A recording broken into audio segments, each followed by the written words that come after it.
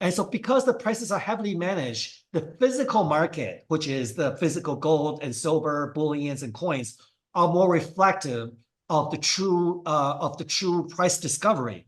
How can like if the market is truly free, how can a mint with robust business running out of physical metal to mint the coins, right?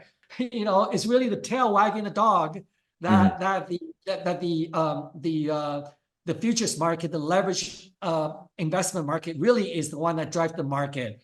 The GG Bullion Podcast. Hi, and welcome to the GG Bullion Podcast. Today I have with me John Lee, the CEO of Silver Elephant Mining Corporation. And how are you doing, John? I'm doing fine. Good afternoon. Great to Uh, be on your podcast for the first time. yeah, it's great to have you on. And just a quick reminder to everybody that nothing here is financial advice. This is just our own opinions and experiences. So, John, I guess what the first question I have for you is what kind of drew you into the metals and mining sphere as a whole? And I guess in addition to just metals and mining, what kind of drew you particularly to silver, or was it kind of by chance? How did that kind of play out? You're right.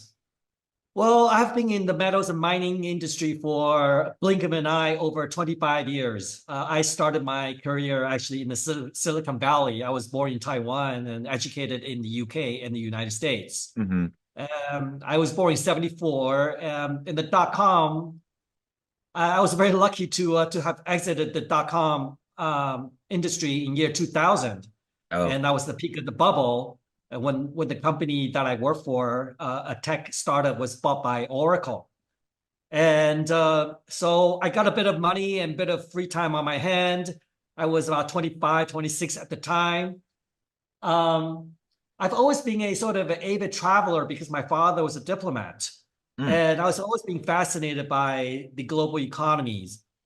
I wasn't drawn to metals based because of the readings of the sort of the some sort of Van Mises or or the likes of, say, Edward Griffin of Jekyll Island, yeah. um, Creatures of Jekyll Island, but rather it's more of a deductive reasoning. As I was traveling, for example, in Indonesia, paying $30 for a five-star hotel, I recall clearly, or having a bolo noodle in Thailand for $1. As a graduate of economics degree and engineering degree, so we're trying to sort of figure out the reasoning for this discrepancy, and Mhm. it was not hard to see that the dollar was overvalued. So naturally, it's sort of, I started investing in equity very early in my late teens, early 2021. Um, so I was looking for a contrarian play to the dollar. And Yeah. somehow, as just of a matter of accident, because my girlfriend was from Vancouver, Canada at the time.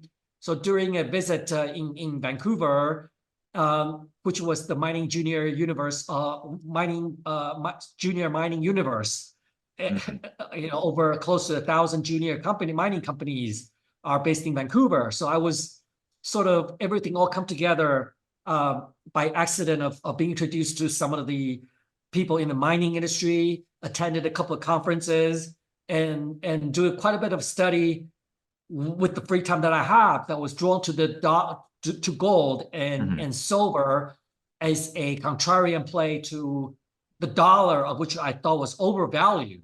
Yeah. And the reason I said the dollar is overvalued, as I mentioned, and that was through the experience of international traveling, which is still the case of, why would somebody be flipping burgers at McDonald's making $1 in Thailand versus $6, right, in United States? Hmm. And then I was also an avid student of Warren Buffett. And I remember at the time when dot-com bubble was about to burst, and the PE ratio was trading at about 40, which is two times the norm. And so I realized the equity market was also overvalued. And then that kind of led me to the path of studying it further and realized it was not the equity that's overvalued, but it was the dollar that's overvalued.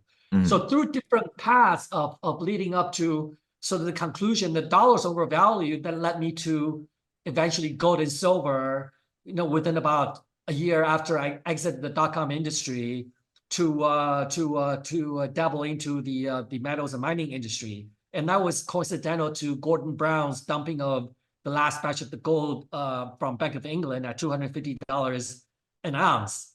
And mm, a short summary, real quick, is since then I spent 10 years from 2000 to 2010 as a private investor, invested in buying physical gold and silver mm, and buying mining companies. And I was doing quite well until the financial crisis 2010, when like a lot of other people, the mining portfolio took a very heavy downfall. And then after the sort of the portfolio recovered somewhat in 2021, post financial crisis, I thought it would be fun to run a mining company as a hobby, and picked up a shell from one of the companies that I'd invested in amongst 50 to 100 of them.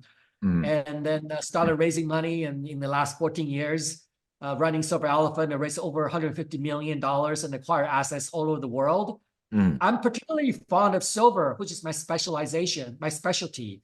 mm, And gold and silver are really sort of the two that I most studied. yeah, And I studied gold more than silver, but I thought that silver has more torque, right? It's what they call poor man's gold.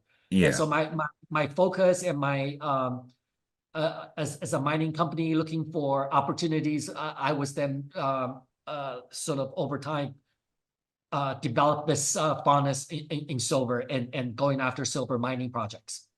Okay, so that's very interesting. So basically, you kind of realized that the U.S. dollar was overvalued, and you were kind of, it seems like you were kind of trying to figure out why, and were looking for a play against that, and that is what kind of led you to like precious metals like gold and silver, if I understood that correctly.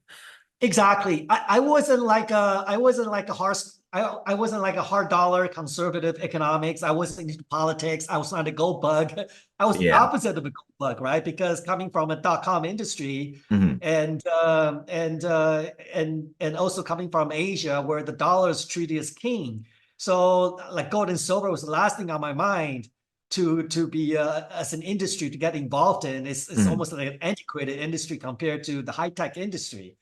But it's really through a deductive reasoning and critical thinking that led me to the path of investing in interest in gold and silver. Okay, that's very interesting.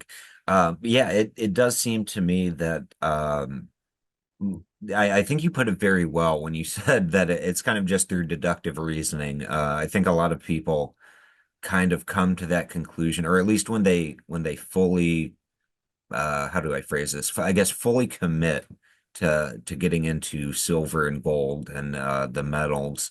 Uh, yeah, it usually, in my experience, people I know, it's not because of an ideology or a certain economic theory. It's something a lot more. It's either a lot deeper than that psychologically, or it's yeah, just through reasoning and seeing how the world actually works. So I think you put that very well. That it was very interesting to listen to. Thank you. What are your views on the, current premiums for physical silver over spot price right now? I know we've seen that increase since I want to say about 2020 or so. Maybe 2021 is when the premiums started getting really high, at least for, at least on the retail side of things. Uh, Right. do you see that as a temporary trend, or is that likely going to become kind of a new norm? Well, if you look at the premium right now, as I checked the Kitco this morning, a Canadian sort of a one ounce American Eagle or Canadian Maple are trading at around close to $40, which is around 20% premium to Hmm. spot. Whereas Yeah. for silver, bullion, and bars, typically trades around 10 to 15%, depending Mhm. on the denomination of whether you're going for 50, 100 ounce or 1,000 ounce. Yeah. The premium has been steadily climbing, even though there's volatilities. But the premiums are, I remember 10, 15 years ago, you can buy an ounce of silver at around 10% premium. So 20% is definitely on the higher end. Oh yeah. However, I don't see the premiums coming down. Okay.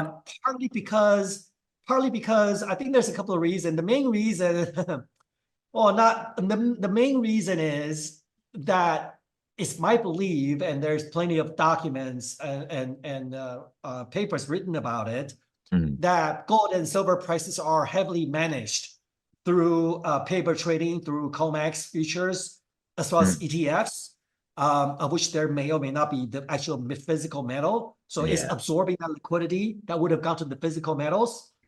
And so because the prices are heavily managed, the physical market, which is the physical gold and silver, bullions, and coins, are more reflective of the true price discovery. Mhm. So when you and typically when things typically when sort of the paper market um, are sort of the cartels are losing control of the paper market, you're going to Mhm. see that gap widen.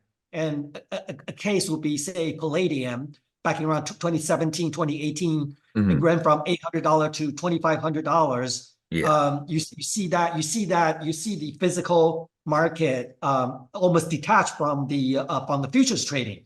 Yeah. And then what happened is eventually the investors started raiding the ETFs and withdrawing the bullions out of the Mhm. ETFs. So that sort of caused a big havoc.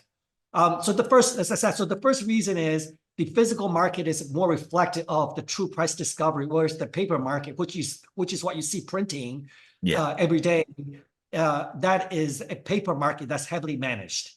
And second reason is this. Um, because even though the economies are, again, heavy-handedly managed, however, there's really not a way until maybe the advent of digital central bank digital currency. Mhm. There's really not a way for you. They can discourage you, but you can still go to the market, and bullions and coins and physical gold and silver are still freely accessible for you to buy. Yeah. So the way what I call the managers try to manage the prices are, they would curtail or throttle the physical gold and silver that goes into the mint. And so for example, there are times, I remember in 2021, the US Mint ran out of silver within the first 3 months of the Mhm. year.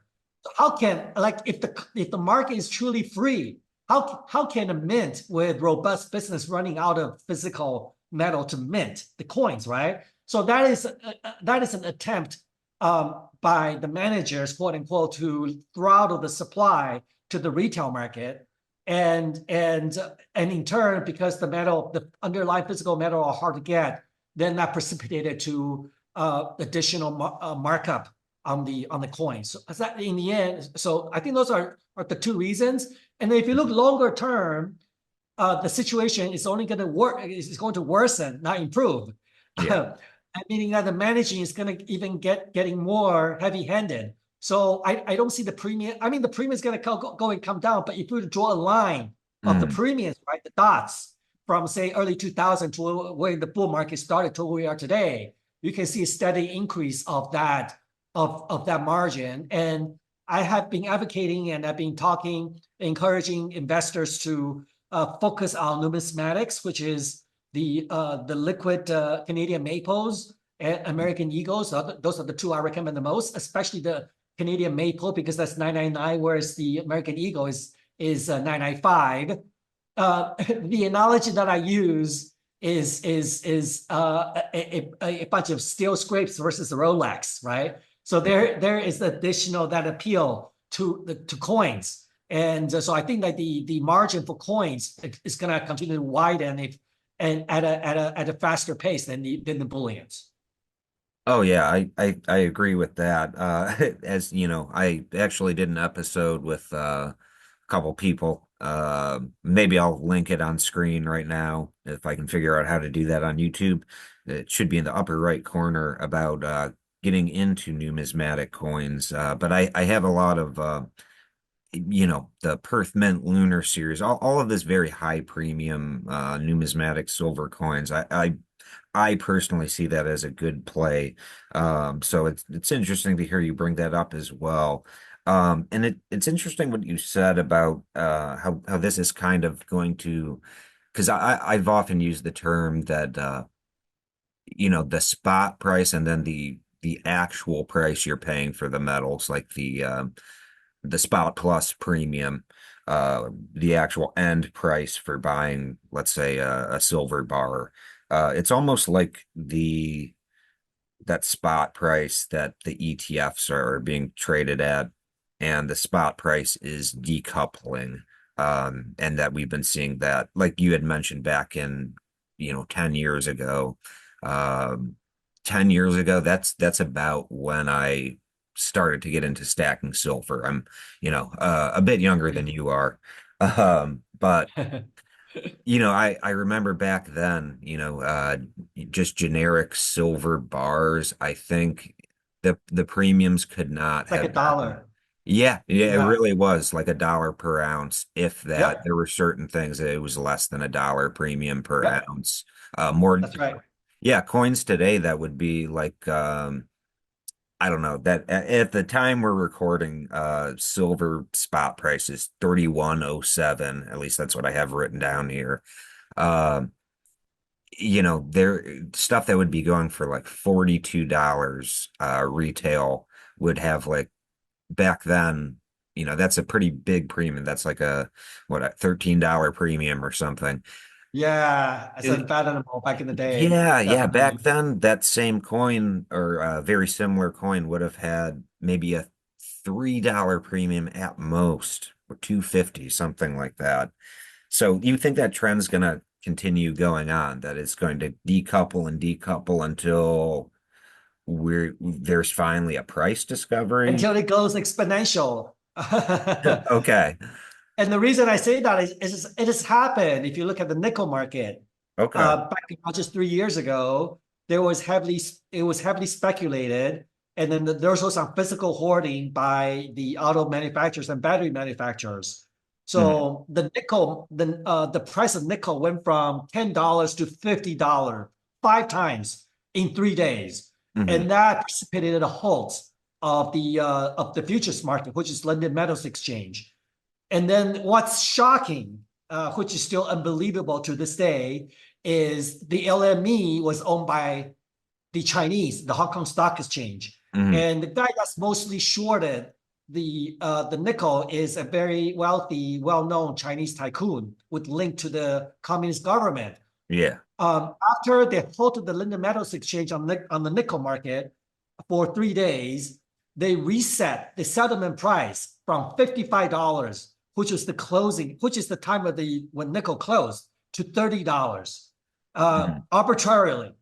And so I just want the audience to be careful not to be overly reliant on the futures market or the ETF, Mhm. because it's entirely possible that when the cartels lose control of the paper market, and they could easily hold the market and pay you 50 cents on the dollar, arbitrarily set the settlement price to be 50% of the closing price at the time of the Mhm. halt. And so the situation is gonna get worse, not gonna get better, given the physical demand for gold and silver are going up for a variety of reasons: inflation, geopolitics, Mhm. division of the world economies, and amongst just a few, and also the advent of the digital currency, central bank digital currency, and a lot of the guys don't want to be part of those micro mandates and big dictated on when you can spend your money, how and Mhm. where you can spend your money, and what you can spend your money on. And Yeah. physical gold and silver is the only way out. Yeah. I agree with you completely on pretty much everything you said there. I think a lot of my audience, as far as I can tell, um, all want to have don't want to have that counterparty risk. They want to Exactly. And I know I can at least speak for myself. I don't want to have that counterparty risk. I want to physically own the metals. Now, I also manufacture my own bars and whatnot. Oh, However, um, if for my personal investments, like I do not want that to be in an ETF somewhere supposedly there. I want to be able to physically access that silver or gold or platinum or whatever at whatever time. So I think that's a good insight.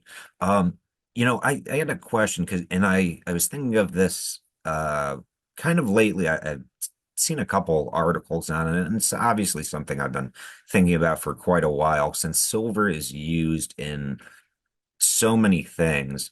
Could you kind of share your outlook on silver, like on the silver market's role in the industrial and technological sectors, especially with the global push toward, quote unquote, like green energy. So things like solar panels, and that kind of stuff.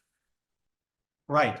Well, there's a lot of talk about industrial demand for silver, which account for 70% of the overall demand on Mhm. an annual basis. So therefore, silver is really a hybrid, right? Part of Yeah. that's investment, which is a base metal, and the other 30% is the precious metal. Mhm. I've studied silver for well over 2 decades. My conclusion is I focus on obviously the price trend of silver going in the future, and that is really largely driven by investment and speculative demand. And the Okay. reason I say that is um, there's no shortage of silver's use, but the industrial usage of silver has actually been fairly steady. Hmm. And the reason is that, for example, photography and in the photography industry, Mm.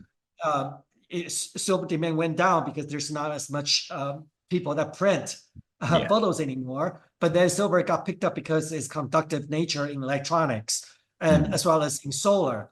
However, in industrial for industrial metal, every time the prices go up, the users tend to consume less, and then the manufacturer will look for alternatives.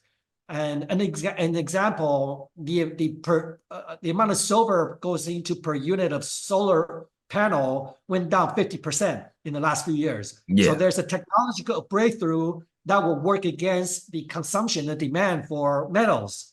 Okay. So therefore, I really don't read a lot into industrial demand. And also, if industrial demand is such a good sort of indicator or forecast for silver price, then everybody would be making $1 million, right? Because Yeah. industrial demand is fairly easy to plot, but Hmm. it's always that speculative demand that Yeah. drive the prices both upward to irrational levels and also downward to unimaginable lows. A case and example would be the oil price during the pandemic. Hmm. I know some of our shareholders are big time oil traders, Yeah. and they lose millions of dollars because when oil went down from 70 to 50 to 30 to 10, they thought oil price at 10 was incredible cheap. And so they started buying at 10, they went to 7 and went to 5 and went to 3 and went to negative. Yeah. That just show you, it's really the tail wagging the dog Hmm. that the futures market, the leverage investment market, really is the one that drives the market, both in the short term and in the long term. And much is what happened in the 1980s when Hunt Brother tried to corner the silver market, or Yeah. in 2021 when a couple of Asian investors and rumor with Eric Sprott tried to buy 50 million ounces of silver, and that was enough. 50 million ounces was enough to drive Hmm. the silver market from $17 to $50. So far up till now, my observation is that there has been a bit of a tepid demand for investment demand for silver, and industrial demand is being laggard. And that's why Hmm. you're seeing this sort of underperformance of silver relative to gold. But then there will be reasons for the silver to catch up, which Quinn alluded to. So overall, like I said, my emphasis is not so much on industrial, but Okay. rather on the factors that would drive the appetite for silver investment demand. Okay, so you see the due to I guess various factors that you've laid out, industrial demand staying relatively steady, and then that 30% or so of the metal that is monetary in nature, that is going to drive the price essentially, or that's Right. I for the think most part what you're a seeing. good analogy would be if you imagine the seashore, right? And then you have, because say global warming, for example, so you Mhm, see that sea level every year will steadily climb, but mhm. but it's always been very steady. But every now and then you got one of those hurricane or typhoon. Yeah, That is industrial demand that give you the tidal waves, right? yeah, So you think of the industrial demand as the steady, sort of the steady, the sort of the steady incline. But if you want to see those major breakouts, sort of the fast and furious, these are mhm. the typhoons, the hurricanes, and these are the earthquakes, and these are driven by by the speculative demand, Yeah. as a swing in the last 3 4 decades. Yeah, because it seems like silver, the silver market, and I preach this all the time. In like in the United States, for example, I'm just going to round down and say, roughly 300 million people, half of that 150 million people, let's say. If 150 million people tomorrow went out and tried to buy physical silver, the price would absolutely explode. Like it really does not take that much of a especially a mass movement like that. Like if enough people started to stack physical silver, the price would absolutely explode. Does that kind of line up with what you are seeing on your end or how you view it? That's right. And that's why, as I said, you can't really deter people. You can't really stop people from buying physical, but you can discourage, right? Yeah. And you see Bitcoin's printing on CNBC front cover on daily basis, but you never see gold, and you Hmm. seldom see gold, and almost never seen silver being Yeah. mentioned. And there's never any talk about. It's only always brief talk about gold and silver when they're time of war Hmm. or some conflicts that's happening. But and you know what? The size of the silver market is, as I've mentioned in other podcasts, is a blessing and a curse. And the Hmm. reason is because, as you said, the sort of investment demand or the spare silver annually is only 300 million ounces. So Hmm. that's $10 billion. Yeah. That's not even enough for one institution investors like the Amazon, like the Jeff Bezos or the Elon Musk, or Hmm. even the Warren Buffett. And that's what Warren Buffett bought 200 million ounces of silver, $250 million, 250 million ounces of silver. He got slapped on the wrist. Yeah. And, I think he was, I don't think it was voluntary of his dislodge of his position, but rather, but rather there was, rather he was scolded by the higher ups. Yeah. Well, And the exact yeah. scenario will play out. I think the exact scenario will play out, but it's not probably not going to be by retail because Okay. the major trend is always by the most sophisticated institution, Hmm. wealthiest to do. But right now the market is too small to accommodate even one person's appetite, Yeah. and that, therefore I say that the silver rise is going to pick up the steam when silver crosses 50, 100 to 200. And why not? You can easily make a case for $500 silver as for $30 silver. And if you need other sort of data points to back that up, just look at the price of Bitcoin. I remember I followed the price of Bitcoin at Hmm. $15 a coin. And Yeah. and then there was people that were they were it's a bit of a long story, but I tracked Bitcoin when they just came to market. I remember it was at $15 when I laid my Hmm. eye on it. And if Bitcoin can go from 15 to 50,000, there's not a case for not for silver to go from what we are today to 100 or even to 4 digits. Hmm. Yeah. No, I agree with you there. There have been there's some people that say, either online on YouTube, various places that say, oh, silver's only going to go over 100 if the US dollar experiences some sort of hyperinflation or something like that, which I don't think is the case. I think what you said No. is pretty accurate. And I've had people come up to me that I know in real life that, invest in silver or whatnot.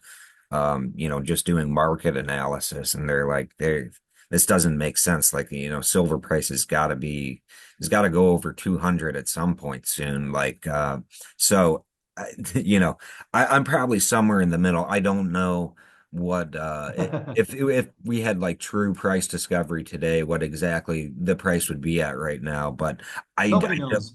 yeah, but I really don't think that we need to experience hyperinflation to see silver go over $50 an ounce, $100 an ounce, Not except at all. And I'll give you a perfect example. I remember back I'm 50 years old. I okay, remember when I was there when the sort of this bull market started in the year 2000, 2001. I okay. was there. Hmm. And when gold was $250 an ounce, I remember vividly.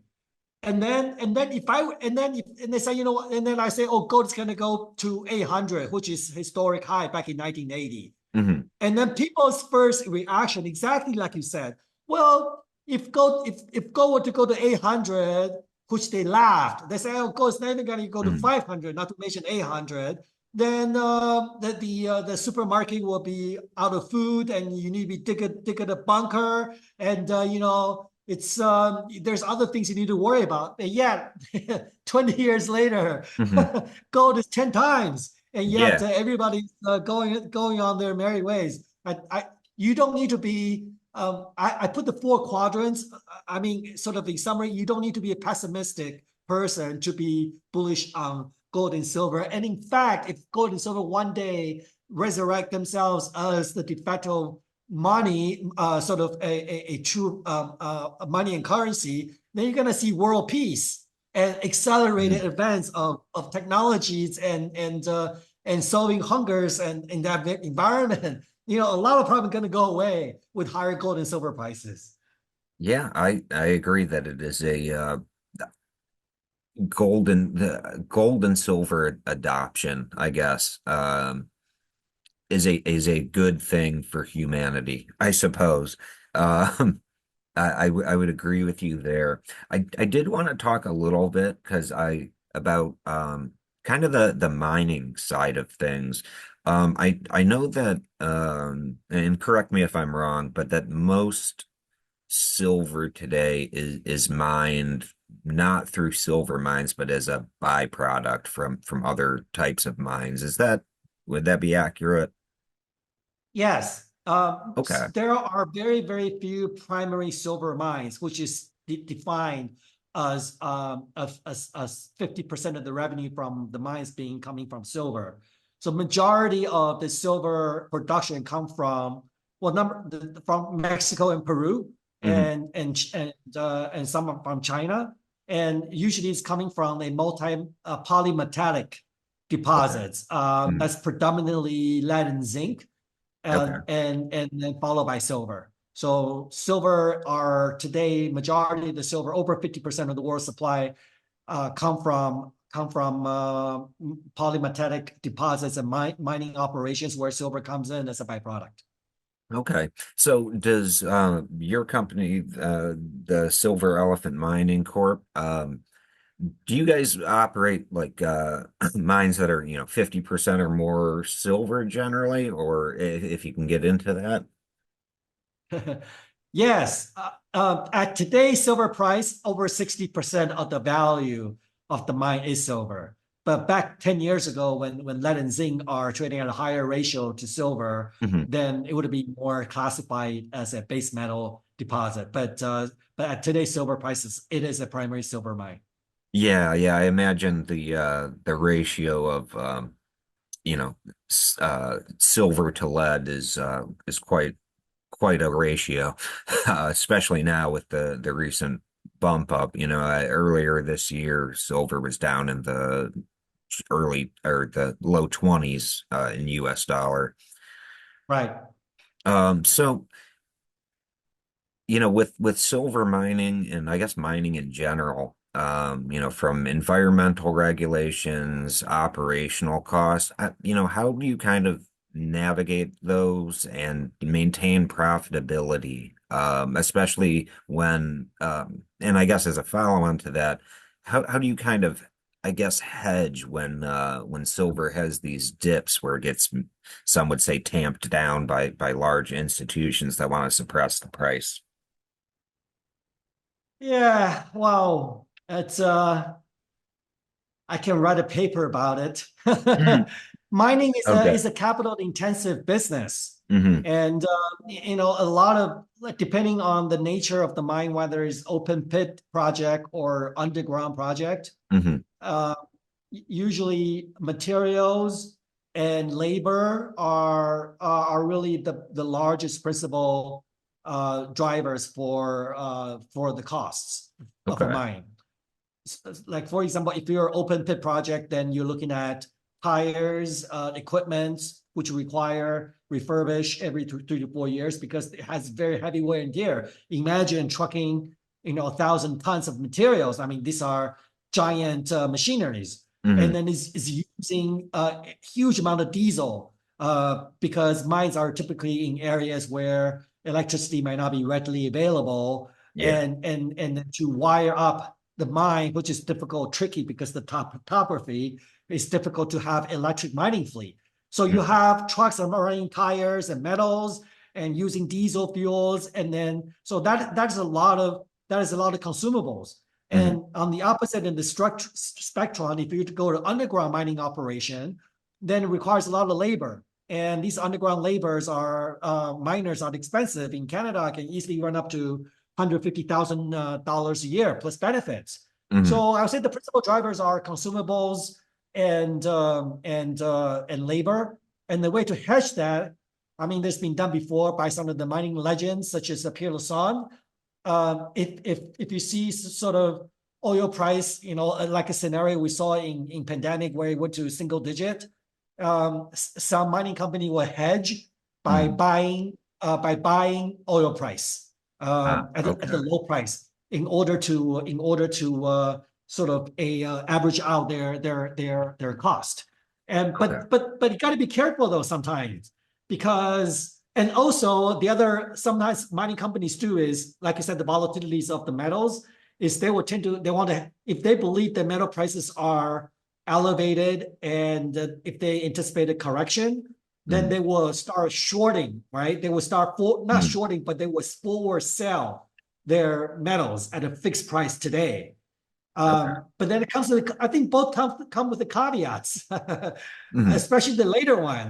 There's been mines that went bankrupt because they sold metals thinking that they were thinking metal has topped, but then metal continued to go up, maybe double or triple from Mhm. the price that they shorted. And there's actually cases like that. And so therefore they lost billions of dollars on paper. Mhm. and and then their hash book blows up, and they eventually have to relinquish the control of the mine to the traders. Mhm. So it's a very sophisticated operation. It's not just to do with mining, but to do with forecasting of different prices. Is also leveraging very sophisticated financial instruments to control your cost and Mhm. to to uh, to sort of ride your upside. So it's a very complex market to manage, and very few do well. Yeah, yeah, that's very interesting. Yeah, I know there's a quite a lot of I guess like junior mining companies out there, and like you said, the very few do well. The ones that do, I guess, yeah, really must have that almost down to a science, so to speak, or have found a way.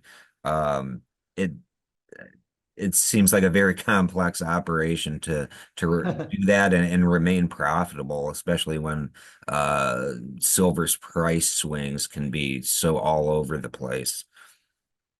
Um, And the other, I think the other, having been running a mining company for 15 years and seeing mhm. and also been investing, and I personally invested in a number of companies that actually went belly up.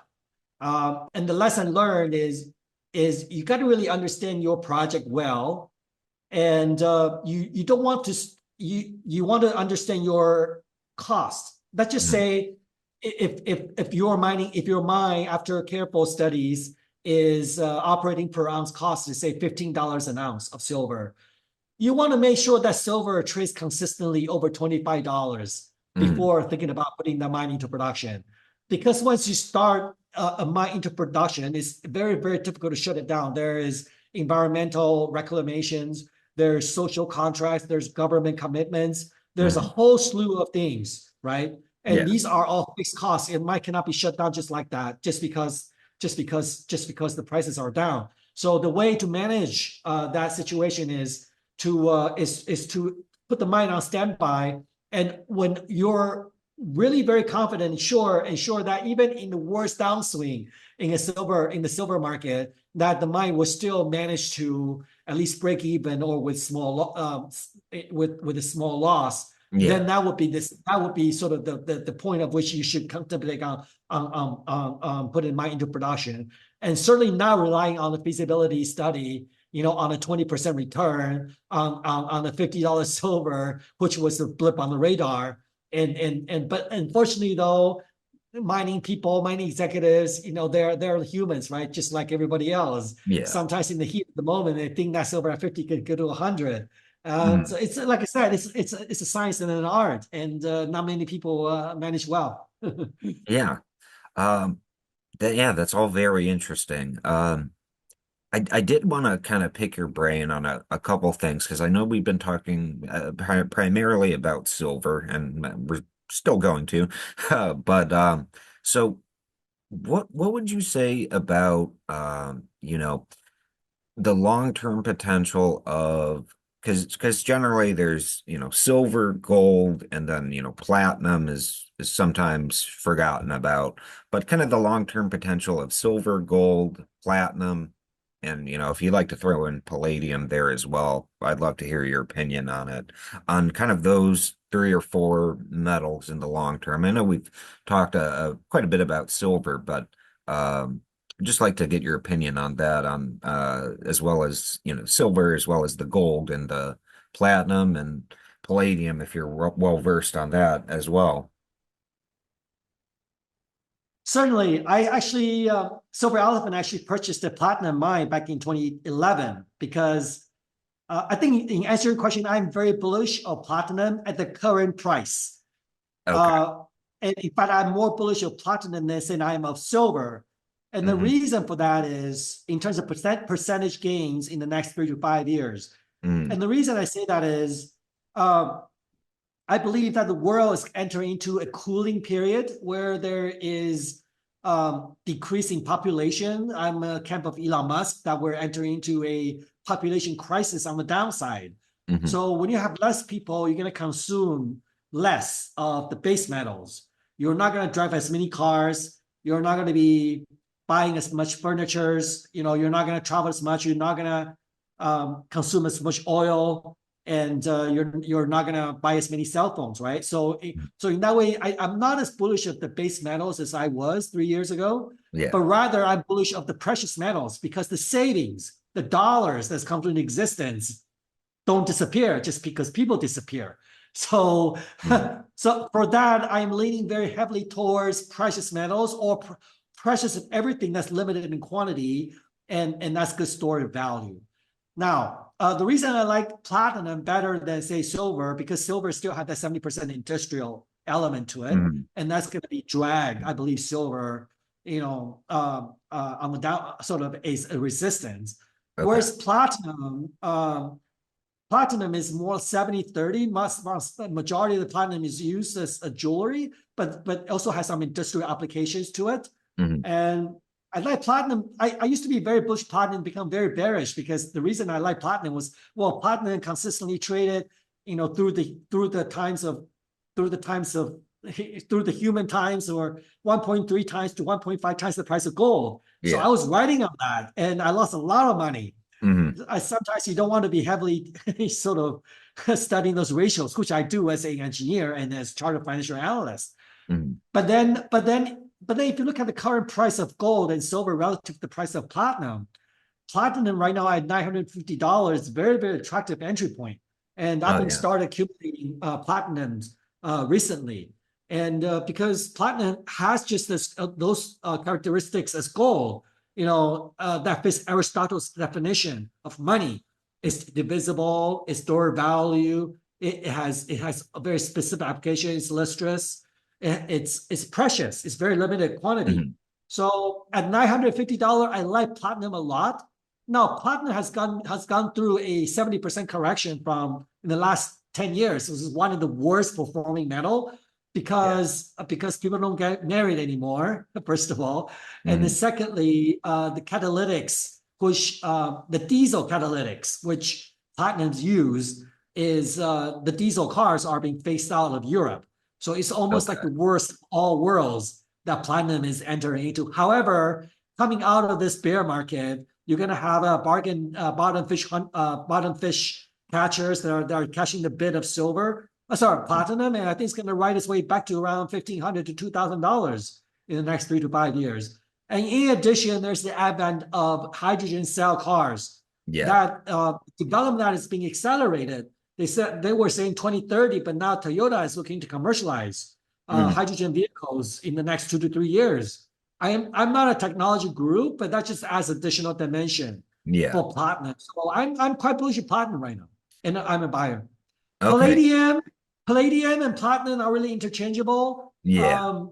I think palladium when $2,500 when palladium $2,500 now only 4 years ago, I said I Mhm. was the most bearish of palladium of all metals because I see the plateau of gasoline vehicles, the sort of the gas, not the diesel gas, but the regular fuel. Yeah. And I see the plateau of that, and then palladium prices are almost entirely driven by that. Mhm. And I don't see right now about 80% of the cars are gasoline require palladium, and 20% are hybrid or EVs. Mhm. In about 5 years' time, I see that ratio to switch to Mhm.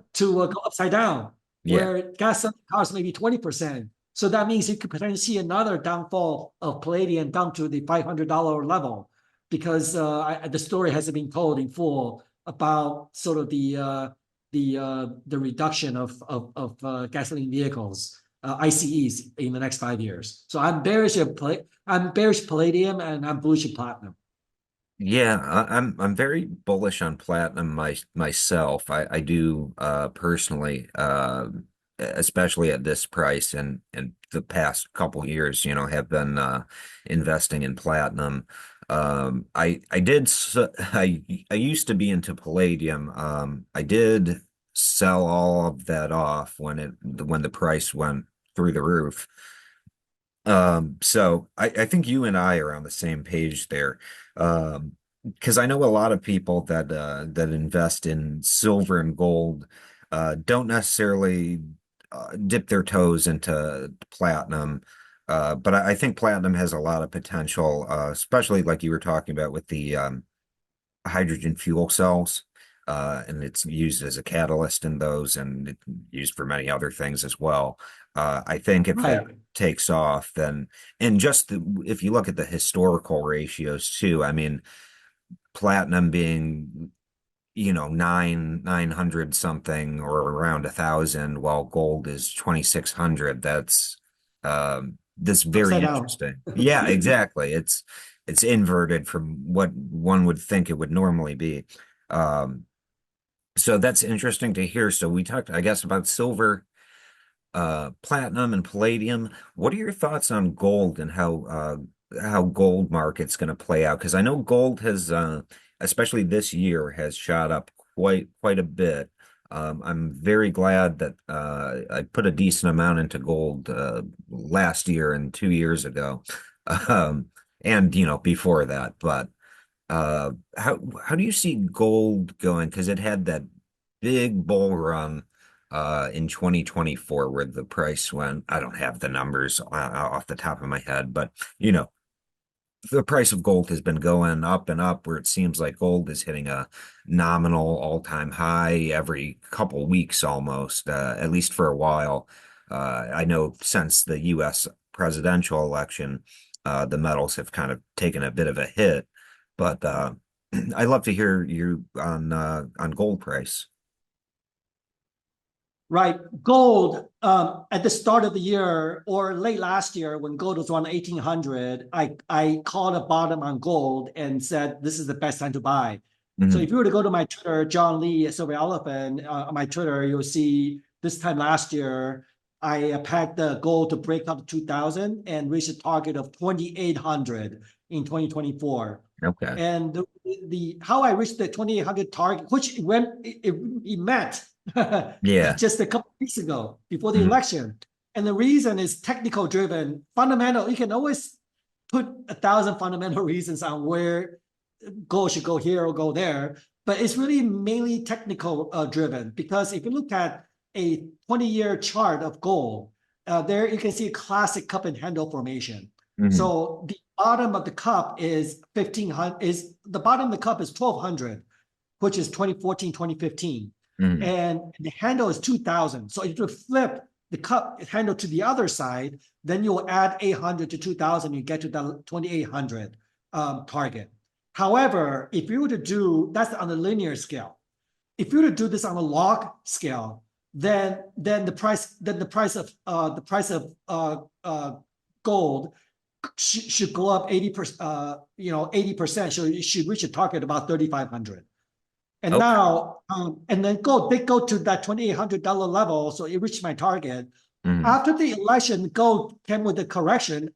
And in Yeah. hindsight, if you to really observe carefully, the rationale or how I see the market was there was a very strong physical accumulation of gold, partly because this driven by the is a lot of the geopolitics driven with the Russian sanction and the unease of the Sino-US war. So a Mhm. lot of the central banks were started buying physicals, and a lot of the well-to-dos were started buying physical because Yeah. they see this war going and not know when. And then Ukraine, and the thing what happened in the Ukraine was another key driver. People Mhm. really think that there's a possibility, and as days go on, the situation didn't get resolved, and then people thought it was a black swan event that it could escalate, but then over time, people were just getting more and more concerned. That's why you see gold exhibit this nonstop action, right? There's never any sudden dip was filled with buying power. Oh yeah. And that's why you see the very steady climb of gold, which I've never seen before in the last 20 years. Mhm. Now, with this election coming, I think what happened is gold's premium, that war premium evaporated. Because Mhm. as you know, Trump said that he can resolve the war in Yeah, a 24, day or 48 something. hours, right? And also I think I think that was a major driver for correction gold or some people profit taking or for the people that bought gold for the reason of war, Mhm. then that premium came down. So they find a reason to sell. However, that's not necessarily despair because Republican came in control of all legislative the House and the Senate, Mhm. and what's going to have is you're going to have a sort of a deficit spending with abandon, and Mhm. so I to put it in a simpler way, the a lot of the reason gold went up is geopolitics driven in Ukraine. Yeah. And now the next leg up for gold to go up is going to be more monetary driven, Mhm. more inflationary, more deficit spending driven. Okay. So different reason for it. How long is this correction going to last? I don't know, but Mhm. gold's 200-day moving average is around 2,400. And then if you look at the dollar went from 100 to 106 in the span of 2 months, and that's one of the biggest, fastest rise and fastest and largest in magnitude. One of Yeah. the biggest, largest magnitude, and fastest rise in the dollar index, in the last 20 years, Mhm. went up more than 6% in 2 months, and yet gold still held up relatively well. Yeah. So, to see where gold is headed, you got to also make a guess, educated guess on where the dollar is going. If the dollar is going to go higher, from 106 to 110, which was the Mhm. high of the pandemic, or it's going to make a consolidation or a correction from here. The market spoke quite well today, given that the dollar went down 0.4 and gold and silver went up almost 3%. So silver Yes. and platinum went almost 3%. So I think that's an indicator. Maybe that the dollar's rally is running out of steam. At the very minimum, there's going to be some consolidation correction, and gold bulls and silver have been waiting for an opportunity to come in. And so there's a bit of a rotation of different set of investors coming into the metals. Yeah. But how long this consolidation is going to take, I don't know. And I don't know if silver is going to break out of this $32 to $50 handle with gold undergoing this consolidation. The judge will still be out. But I would say this on record, that given the geopolitics premium is lessened, evaporating, that you're going to see silver start to continue to outperform gold. Because last year, when I say gold is 1,800, it's going to go to 2,800, I would have long thought that silver would have passed $50 already at a $2,800 gold, based on just a $70, based on 60 gold to silver ratio, which is a very reasonable assumption. But yet silver has been underperforming. And now we know the reason, because gold went up because of geopolitics, which is now really sort of the silver's forte. Silver, it doesn't react too well with geopolitics because silver doesn't have that liquidity. Okay, so you think that that silver is going to kind of follow gold up in the coming couple years? I think silver's support is around 200-day moving average, around $28. So the downside for silver from here is about $3. And sometimes silver will flash correct for a bit down to briefly dip below 28. So there is still a 20-30% probability that silver go below $30 is possible. And I don't know the answer if gold were to continue to correct with this geopolitics premium being removed, how the silver is going to react in the short term. I will say, though, the point I'm driving at, if I'm not being clear, if you look at the gold to silver ratio right now at 26 and 30 is about 75 to close to 80. I think a year from now, you're going to see that ratio going quite a bit lower, below 70. So then, which means silver is going to outperform gold. But then I don't know if silver is going to break out 32.5 right now, because I don't know where gold is headed, right? You can have the ratio gold to silver gold shares are going down, but if gold goes down, then silver, even though silver is going to perform better, it's just going to go down less. Well, I mean, it seems to me that silver is quite undervalued right now, and has been for a bit. Would you agree with that? It's always been undervalued relative to what is the question, and also the old adage, right? The street can stay irrational longer than you can stay solvent. So every time we trade, people say, "Oh, I'm going to buy and hold." These are the same people that's watching Kitco and flashing every 5 seconds. You got to understand your risk tolerance and a pick good entry point. You can have I always recommend you have a core holding of silver, because you never know. Silver can always go up double in a week, which as it did back in 2021, went from 14 to 28 in less than 2 weeks. So you never want to miss the ride. But then if you are avid silver bugs, you cannot help yourself to trade silver market. You always want to sort of buy near support and sell near resistance. And right now the support is around a $28 to $30 level. And the resistance will be 32.50 to 33. So right now, I would say silver is a bit of a no man's land. Well, I hope we see a little dip there. I would love I would love for silver price to go down a little bit so I could buy at a discount, so to speak. I would say 30% chance. Okay. So we've been going for about an hour now. This has been a really interesting discussion. I guess is there anything I have not asked you, or anything we haven't really discussed that you'd like to talk about real quick before we kind of wrap up? Or these topics that you brought up has really been sort of hashed out by a number of well-prominent Hmm. even better researched silver experts, the likes of David Morgan, which is a very good friend of mine. And Okay. you can also talk to, there's a number of guys that study the silver market very well. Hmm. But something really struck me when you mentioned the word humanity. Yes. And I've been long thinking. A lot of people say, "How do we fix the government? How can we control the government? Government should do this, shouldn't do that. Should Hmm. support this country and abandon that country, and uh, uh, should uh, should subsidize tuition or immigration or Medicare and all that." You know what?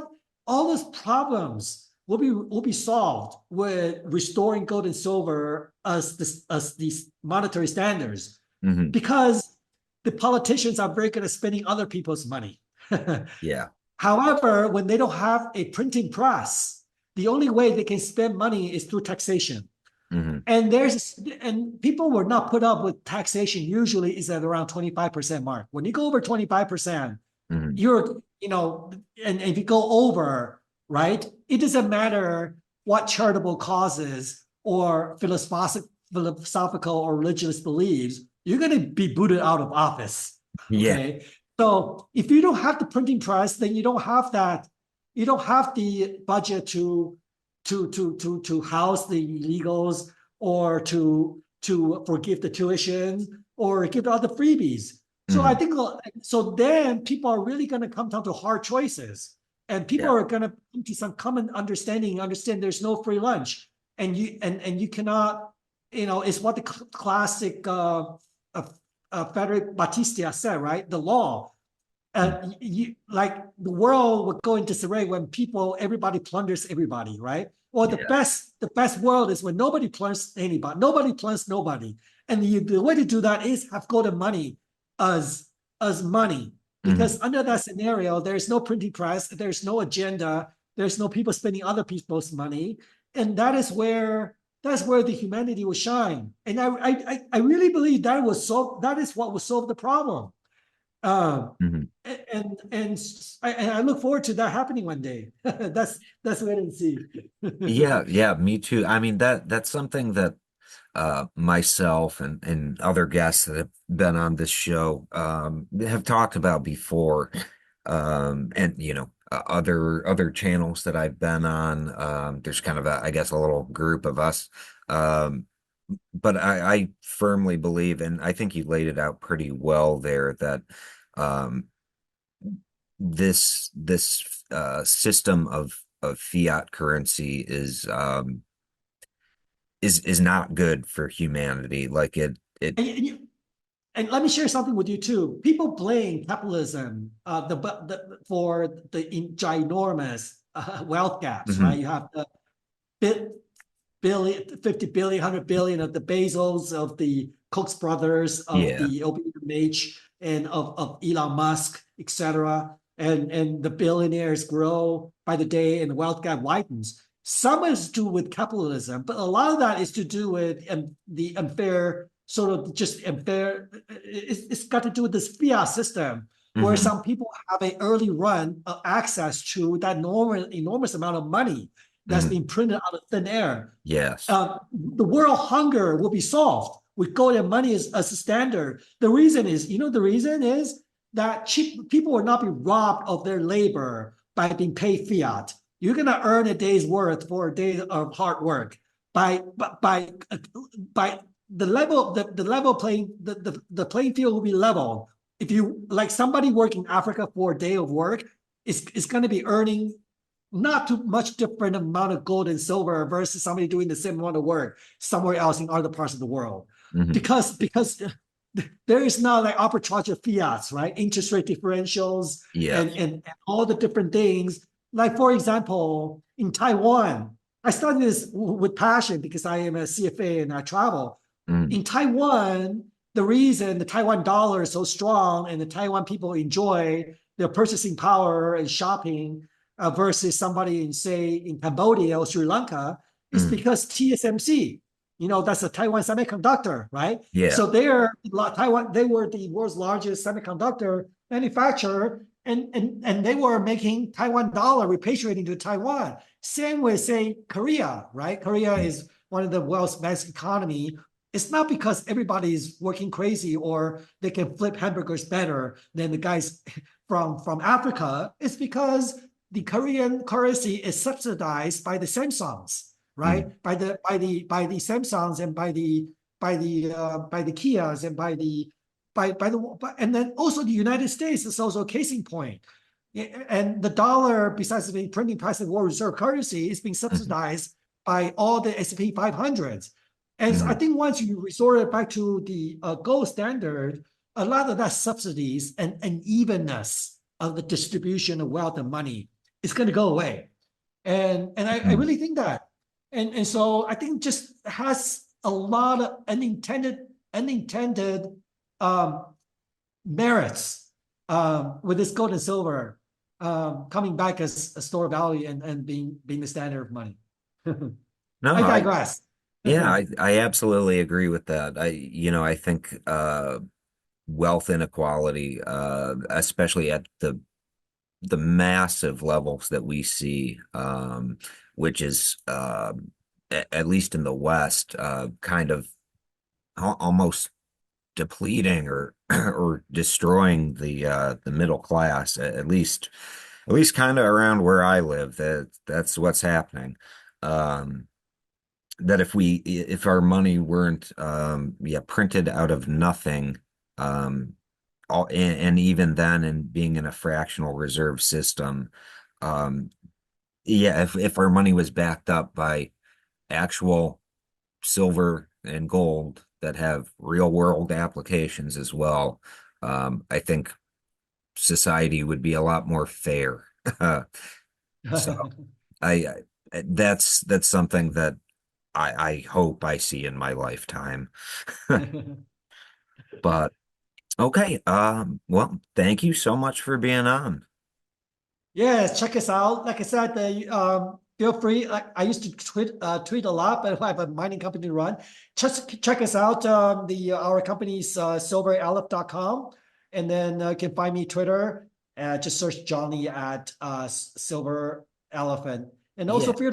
feel free to reach me JLEE, the four letters JLEE at silveraleph.com. Yeah, and I will I in the description to this video will be I will put your Twitter as well as the Silver Elephant Twitter um or X in the description of this video. So if you guys are interested, go check them out and follow John and Silver Elephant on Twitter. That'll be in the description and should probably be on screen right now if you are watching.